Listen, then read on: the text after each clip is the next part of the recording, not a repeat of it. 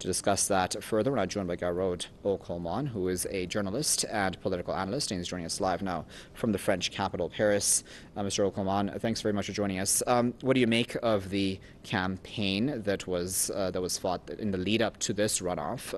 Of course, we had the Macron leaks, for example, take place just before this vote took place. Yes, well, the media chose Macron. He is, in fact, a creation of the mass media. All of the newspapers were completely in favor of Macron and were trying to mobilize the population to vote for him. The entire financial elite in France and in Europe are for Macron. He has the entire panoply of financiers and oligarchs behind him. He's clearly the candidate of austerity, of the European Union, of US imperialism, of Zionism.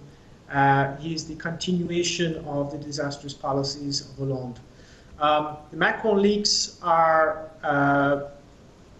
interesting and important for many reasons. One reason is what they may reveal about Macron's dealings, possible offshore accounts, financial corruption. I mean, he is the candidate of corruption.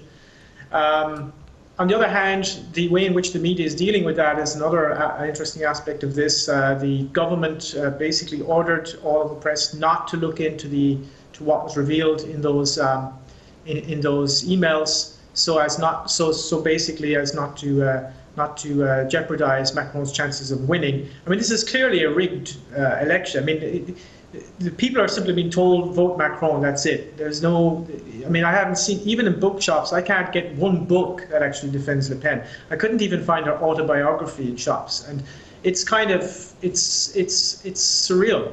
You know, it's surreal. So that's one aspect of the Macron leaks, the complete blackout in terms of any examination of them, instead focusing on the people who may have been responsible for leaking them, blaming Trump supporters in the United States, but also Putin, of course. Putin is blamed once again. Interestingly, in the leaks, I saw one tweet in WikiLeaks where they said that there was Cyrillic script in the metadata. And again, they were kind of saying they didn't really know what that meant. But that could be used easily after the campaign, whether or not Le Pen wins, to suggest that Russia was trying to destabilize French democracy. So I think that's something we'll see. And that, of course, would lead to that would give a pretext to crack down on a lot of the Russian media in France, which is becoming increasingly influential.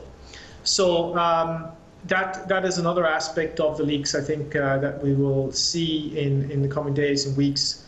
Right now, Le Pen doesn't look like she's going to win for a number of reasons. I'd be surprised.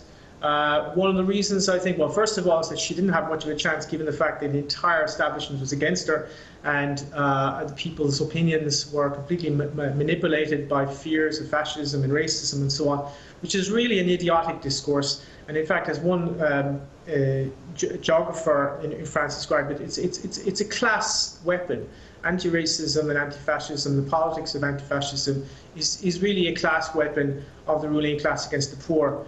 In France, Le Pen has a lot of working class support, and they're not really interested in big international questions to do with imperialism and fascism. They're more interested in getting jobs, stopping the factories closing and going to Poland. That's all they really care about. And if Le Pen promises that, they'll vote for her. So I don't think she's going to win. I think she lost the presidential debate recently. Her strategy was all wrong. She didn't impress, and if Macron wins, then it's the slippery slide towards self-destruction. Mr. Colmáin, it's interesting, isn't it, that even when Hollande was elected, many people had a lot of hope in him, obviously. Do you think that they'll find the same when it comes to Macron? Do you think that, because, it's happened with Sarkozy too, his approval rating went down drastically, at least towards the end of his tenure, and the same is, of course, true of Hollande, who's not even running for a second term. Do you think the same will essentially be true of Macron, that these will just be unpopular leaders overall. Macron, if he wins, will be the most odious French president in French history. I mean, he will have an approval. He will have a 0 approval rating, I think, among the public. People are only voting for him. Ordinary people are only voting for him because they fear Le Pen. It's an entire propaganda system that's pushing them to vote for Macron. So he will be extremely unpopular, and that would be, I mean, that would be possibly a world record for any leader.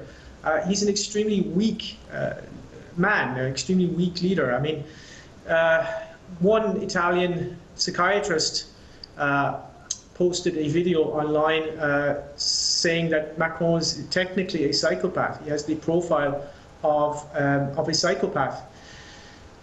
So this is somebody who is, I think, mentally unstable, and he's the kind of person who will be just there to implement the extremely violent antisocial policies of the European Union, force it on the French people, force the transatlantic treaties and so on. If Trump, much will depend, of course, on Trump's politics and on the transatlantic relationship.